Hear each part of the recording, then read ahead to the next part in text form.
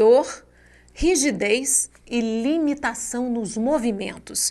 Esses são sintomas comuns de mais de 200 doenças que afetam as articulações, enfermidades que comprometem a cartilagem e as estruturas que protegem as junções dos nossos ossos.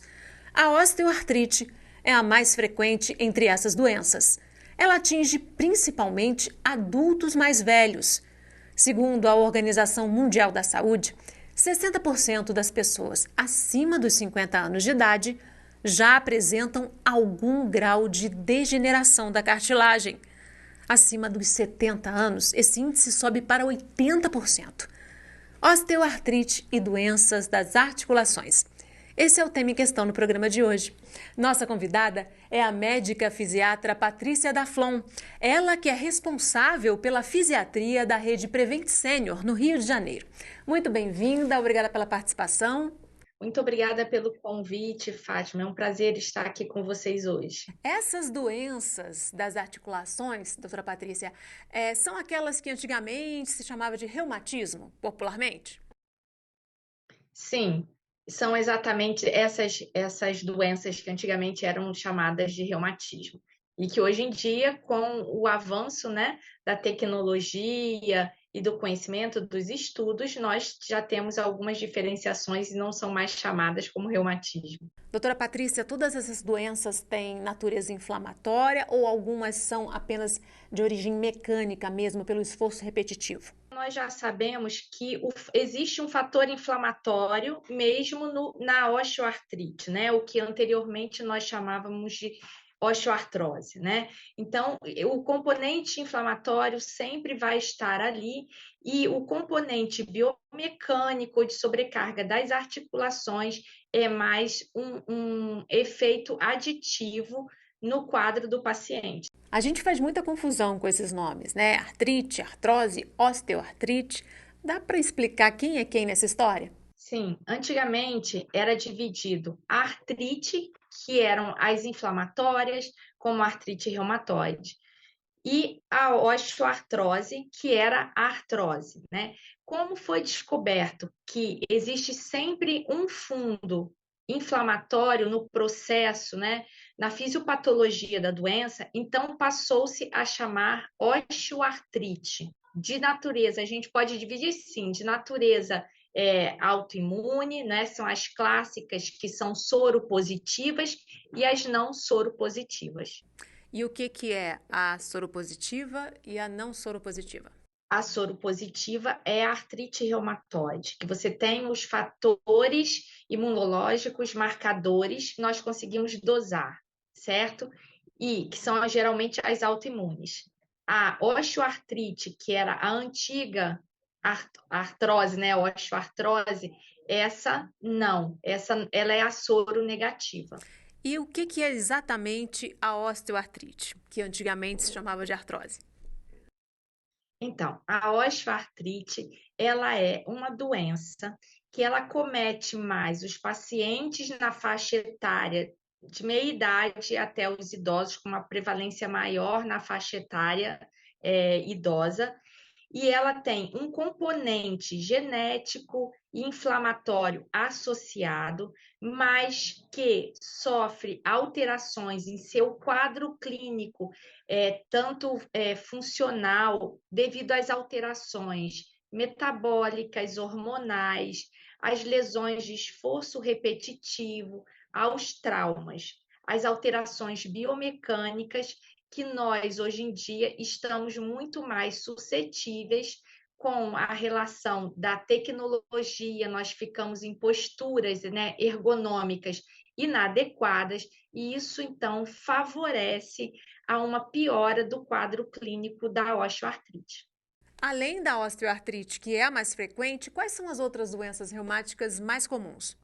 Bem, além delas, nós temos a artrite reumatoide, as outras artrites, a psoriásica, por exemplo, que é também bastante comum, e nós temos também as monoartrites, né? Por alguma infecção bacteriana ou fúngica e acomete uma articulação, uma única articulação. As osteoartrites costumam atingir as pessoas acima dos 50, né? Mas existem casos dessas doenças, não exatamente da osteoartrite, mas dessas doenças reumáticas que atingem também crianças, né?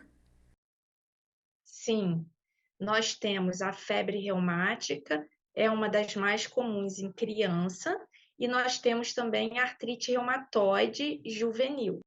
No caso das crianças, o mais comum é a febre reumática e ela costuma aparecer depois de infecções de garganta. Isso mesmo.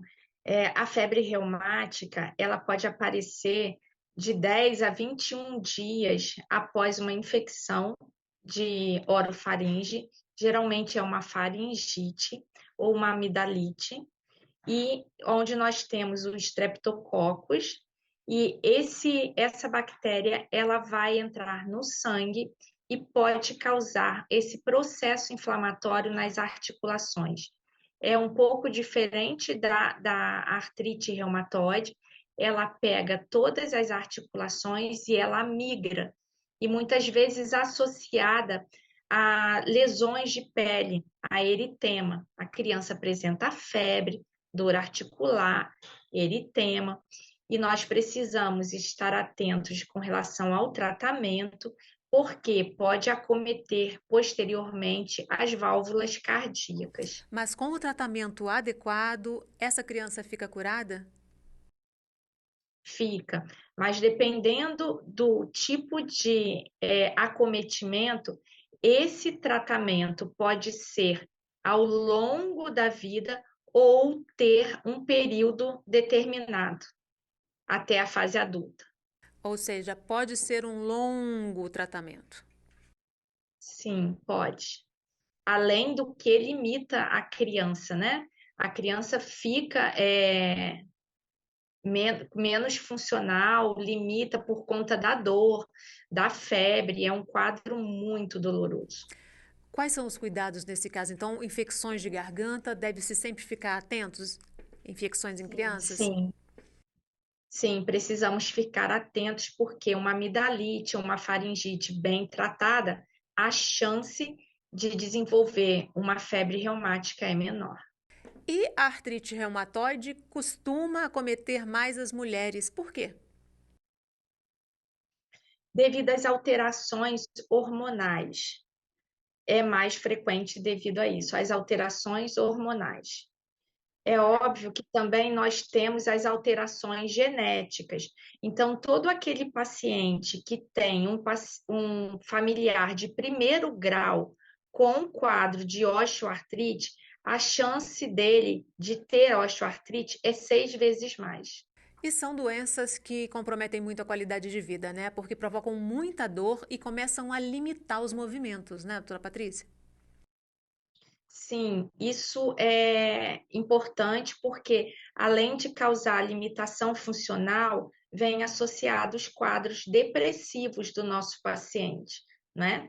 Além disso, o paciente, quando tem uma diminuição funcional, ele pode desenvolver com maior facilidade os quadros de sarcopenia, né, de perda muscular. A gente tem que lembrar que nós estamos numa faixa etária de pacientes mais idosos, né?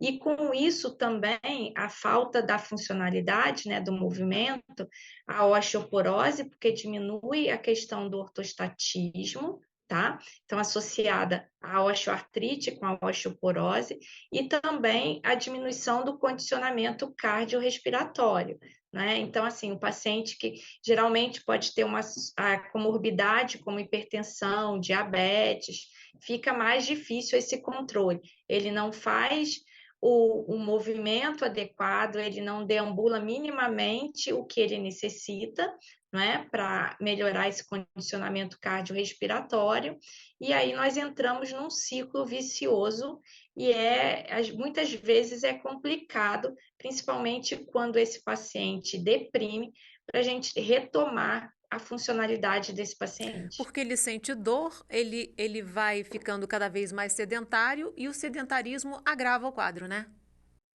Sim, agrava, porque nós temos a perda de força muscular, né? As fibras musculares, elas diminuem as suas ativações, então você não consegue estabilizar as articulações. Agora, a dor é diferente na osteoartrite e na artrite reumatoide? Essas duas mais frequentes?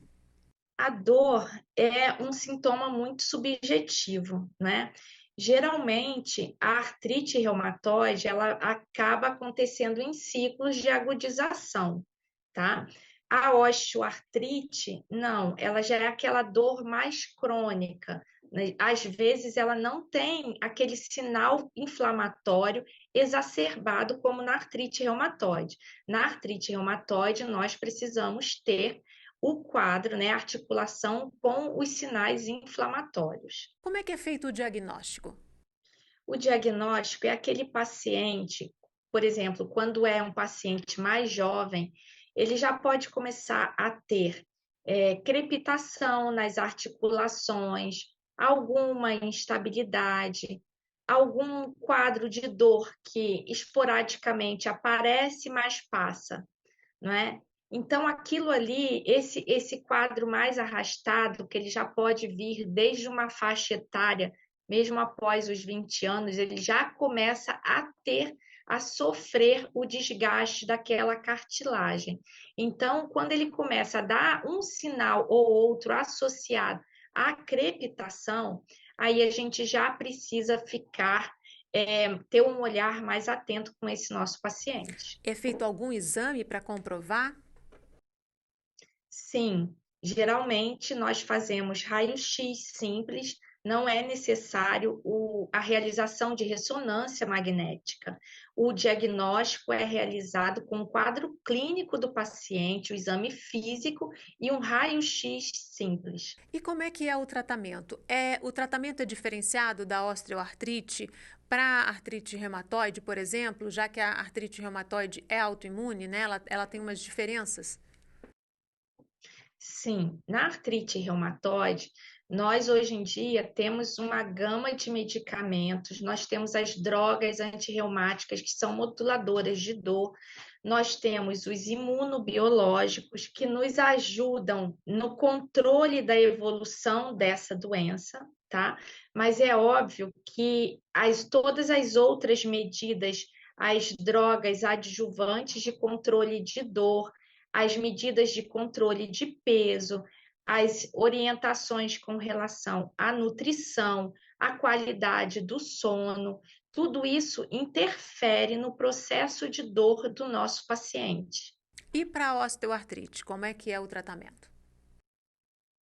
Hoje em dia nós podemos utilizar, se existe algum processo no paciente mais idoso, um processo inflamatório, nós podemos realizar as infiltrações articulares, não é? Sejam elas com ácido hialurônico, nós já chamados, né, de viscosuplementação.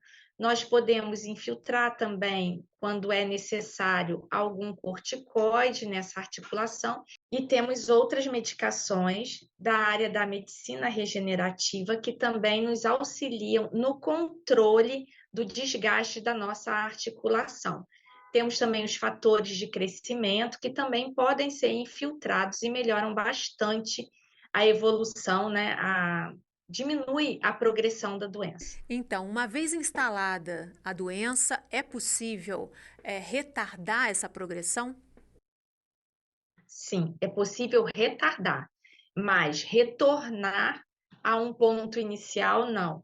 E as medidas, elas são multidisciplinares. A fisioterapia, ela é muito bem indicada quando o paciente está naquele quadro agudo de dor para diminuir, né, auxiliar junto com a medicação a diminuir o quadro de dor do nosso paciente para que ele possa começar o que a gente chama de cinesioterapia, né, que são os exercícios. Após isso, o nosso paciente precisa manter uma atividade que seja regular. Ele pode fazer em casa quando está bem orientado pelo fisioterapeuta ou pelo próprio médico, se ele tiver dificuldade para ir a algum local, mas são exercícios básicos, mínimos, que o nosso próprio paciente ou um cuidador ou um familiar ao lado dele pode orientar, e isso melhora muito a qualidade de vida do nosso paciente. Quando eles conseguem absorver essa visão, né, que eles precisam, quando eles aderem ao tratamento, né, adjuvante, que não é só medicamento, eles conseguem ter uma melhora e uma qualidade de vida muito maior. Isso é relato dos nossos pacientes. Agora, profissões que têm movimentos repetitivos são mais sujeitas à osteoartrite, né? Jogadores de futebol, por exemplo, costumam ter osteoartrite nos joelhos, né? Sim, os jogadores de futebol, os tenistas no quadril, não é? E também nos ombros, ela tem um componente inflamatório, né, que pode estar associado às alterações metabólicas, mas também tem um componente genético, e as sobrecargas, os esforços repetitivos, elas agravam essa base, né, da fisiopatologia da osteoartrite. Quais são as articulações que são mais acometidas por essas doenças? Por exemplo, na artrite reumatoide, nós temos mais as articulações de punho, joelhos, mais especificamente as articulações interfalangianas proximais, que causam aquelas deformidades nas mãos dos nossos pacientes que nós comumente vemos, né, no dia a dia. Então, são as articulações menores, né, mas também acometem as grandes articulações. A artrite reumatoide, ela poupa o esqueleto axial, com exceção da articulação atlanto-occipital. Essa articulação, acho que é importante a gente falar, porque às vezes pode passar um pouco desapercebido, mas a artrite reumatoide nessa articulação pode subluxar. E aí nós temos um risco importante de compressão de canal medular e o nosso paciente pode ter um quadro de tetraplegia. Que articulação é essa que pode dar esse problema? A articulação atlanto-axial, articulação na região cervical, é justamente no início da cervical com o nosso crânio. E a osteoartrite? A osteoartrite, ela já acomete tanto o esqueleto axial quanto as articulações, só que nós temos uma diferença, enquanto a artrite reumatoide acomete mais as articulações interfalangianas proximais, certo? A osteoartrite acomete mais as interfalangianas distais. Acomete muito também, o que é mais comum, a região de joelhos e de quadril. Chegamos no quadril, né? Agora recentemente foi muito noticiado, o presidente Lula, né, teve até que tomar ali uma medicação para dor, né, injetar, na verdade, e vai nos próximos meses sofrer uma cirurgia em função de uma osteoartrite, não é isso? No quadril. Sim, sim. É muito comum também, né? É comum, sim, a osteoartrite de quadril. Em mulheres em faixa etária mais avançada, em homens, nós podemos ter até em faixa etária mais nova, abaixo dos 55 anos. Em que casos é necessário a cirurgia, como é o caso do presidente Lula? Quando o paciente tem um quadro de dor importante, refratária ao tratamento. Ou seja, mesmo com tratamento, a dor continua, atrapalhando a A vida dessa dor pessoa. continua, isso, a dor continua, o nosso paciente tem limitação funcional. Nós temos casos de que o paciente, a questão da radiologia, a imagem radiográfica e o quadro clínico do nosso paciente fica um pouco diferente, né? Então, o que vai nos guiar com relação à indicação cirúrgica vai ser aquele quadro de dor refratária ao tratamento conservador e também a limitação do quadro funcional do nosso paciente. No caso do presidente, ele vai colocar uma prótese, né? Na região que está afetada. Normalmente é esse tipo de procedimento? Sim, normalmente esse tipo de procedimento, antes dele, nós temos toda a questão das infiltrações, a questão das orientações com relação à diminuição de peso, aos exercícios orientados para aquela região, né, as adaptações ergonômicas daquele nosso paciente. E aí, quando nós não temos mais resultado algum, aí é indicada a cirurgia. O tratamento avançou muito, né, para essas doenças. Lá atrás, a única coisa que se tinha eram os corticoides, né, que tem muitos efeitos colaterais. Hoje há essa gama aí de medicamentos e outros procedimentos multidisciplinares, né? Sim, hoje em dia nós temos medicações que elas são adjuvantes e nós temos as que são para tratamento. Nós utilizamos ainda o corticoide, a corticoterapia, naqueles casos em que nós temos um processo inflamatório agudo para diminuir esse processo, mas nós temos também as outras drogas associadas para diminuir também a longo prazo, sem ser o uso contínuo de corticoide, tá? As medicações adjuvantes, como eu falei para vocês, que nos auxiliam no controle da dor e também na regeneração dessa cartilagem que foi acometida. Nós temos também a parte intervencionista, não é? Que são as infiltrações, como eu falei anteriormente, do ácido hialurônico, até mesmo do corticoide num quadro mais agudo, as punções articulares, né, sem ser infiltração, a punção para aliviar o quadro de dor, né? E nós temos também bloqueios periféricos de nervos que nos auxiliam no controle da dor. Doutora Patrícia, qual é o papel do médico fisiatra no tratamento dessas doenças reumáticas e qual é a diferença na abordagem? Bem, o fisiatra, ele é extremamente voltado para a funcionalidade do nosso paciente. Então, nós temos que, além do quadro clínico, estar muito atento à questão funcional. E quando nós pensamos em questão funcional, nós temos que orientar as atividades que não piorem, não é? O quadro clínico do nosso paciente, orientar também a questão do uso de roupas, sapatos que sejam mais confortáveis para aquele paciente, posições com relação à ergonomia do nosso paciente, tudo isso com a intenção de evitar comorbidades, né, ou deformações secundárias e melhorar a qualidade de vida do nosso paciente. É importante porque, por exemplo, um paciente que tem osteoartrite nos pés, né, para ele andar, às vezes ele tem que adaptar o calçado. Então, nós podemos confeccionar calçados mais adequados ou palmilhas para que o impacto seja menor. E assim a gente está protegendo a articulação do nosso paciente. O ideal é que o tratamento seja feito logo no início, né? Assim que a doença se instala, os primeiros sintomas, porque quanto mais tarde, mais comprometido fica, porque você não consegue reverter, apenas impedir que ela progrida, né? Isso mesmo.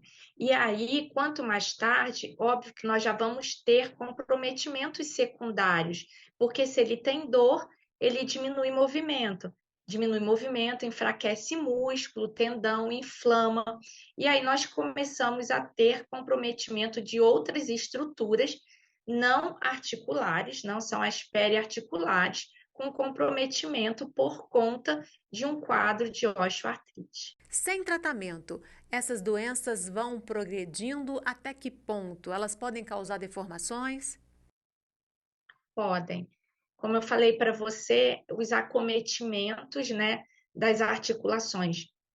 As maiores causam muito mais dor, mas o comprometimento das articulações menores, como a dos dedos, né, Se vocês observarem as mãos de pessoas acima de 50 anos, vocês vão observar os depósitos de cálcio, né, de osso que são formados, os processos inflamatórios, né, ou as lesões de repetição, elas fazem com que ocorra uma formação óssea. E é por isso que a gente vê aquelas deformidades nas pontas dos dedos. Nas grandes articulações, nós só conseguimos ver a nível de raio-x, mas nas articulações, por exemplo, nas interfalangianas, nós conseguimos ver essas alterações nas articulações. Pessoas com osteoartrite no joelho, por exemplo, também têm 20% mais chances de ter problemas sérios no coração ou problemas circulatórios, né? Qual é a relação entre Sim, essas duas coisas?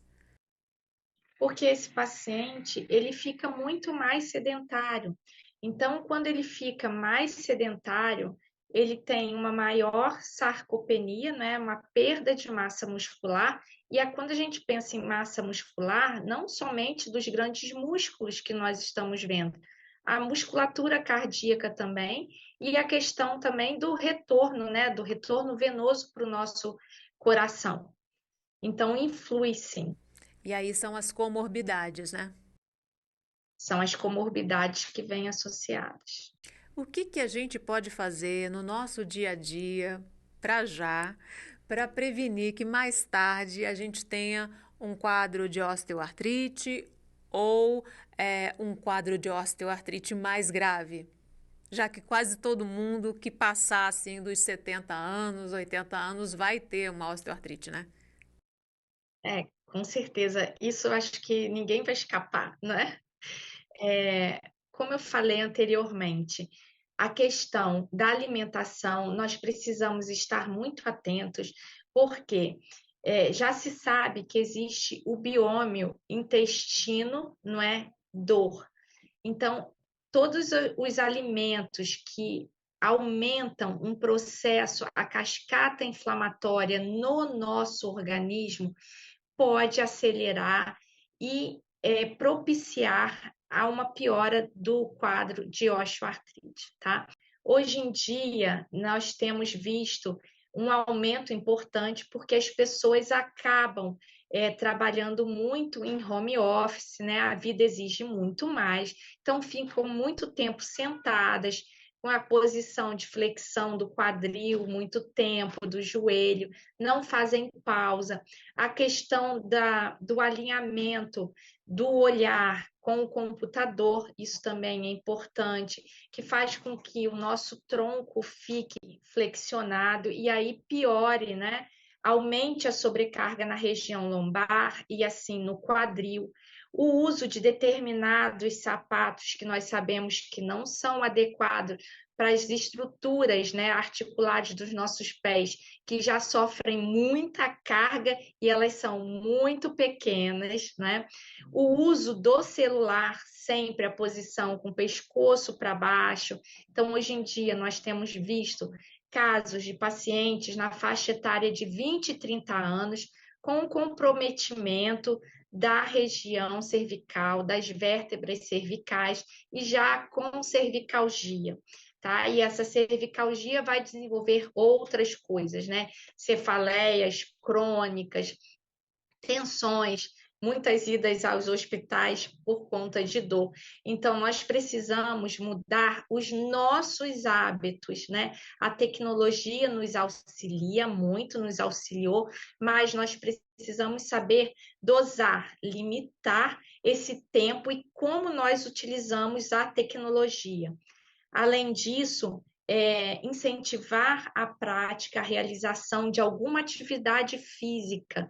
Não precisa, ninguém precisa ser um esportista, né? O exercício físico contínuo, ao menos 30 minutos por dia. Nós dizemos que pelo menos 30 minutos 5 vezes na semana, que são 150 minutos, né?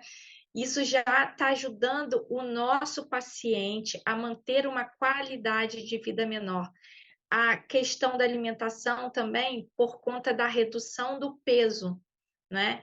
E, mais uma vez, a questão do impacto. Porque o trauma também pode desencadear, né? Um trauma muito grande. Pode. Sim, se vocês imaginam, as nossas articulações, elas não são grandes, né? As maiores são quadril e joelho, mas vocês imaginam o tanto que nós temos de carga em cima de uma articulação de joelho, é 6 vezes mais o nosso peso quando nós estamos andando. Então, imagina uma pessoa de 70 quilos, né? 6 vezes mais o nosso peso quando a gente está andando em cima de uma articulação do joelho. Isso é muito. Ao longo de vários anos, vai ter desgaste. A gente tem que tratar as articulações com muito carinho, né?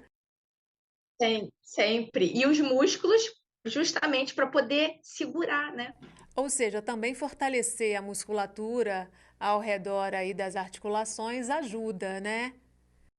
Sim, é por isso o exercício, para manter a articulação estável, porque se não tiver músculo, eu falo para os nossos pacientes, nós vamos ser só aqueles bonequinhos de exemplo, sabe, que tem um esqueleto, vai cair, cai. Quem segura são os músculos, né? Então nós precisamos deles, já que as outras coisas nós tentamos mediar com as medicações, com as outras medidas. Mas o trabalho principal vai ficar na modificação do estilo de vida do nosso paciente. É uma boa poupança você é, manter esses músculos saudáveis em funcionamento, os ligamentos, tudo que está ali ao redor das articulações. Sim, sim. Para proteger o que nós já perdemos, a cartilagem. Ok, infelizmente nosso tempo terminou. Agradeço muitíssimo sua participação, doutora Patrícia. Muito obrigada. Eu que agradeço mais uma vez pelo convite. E a gente tem um encontro marcado no próximo Em Questão. Espero você. Até lá.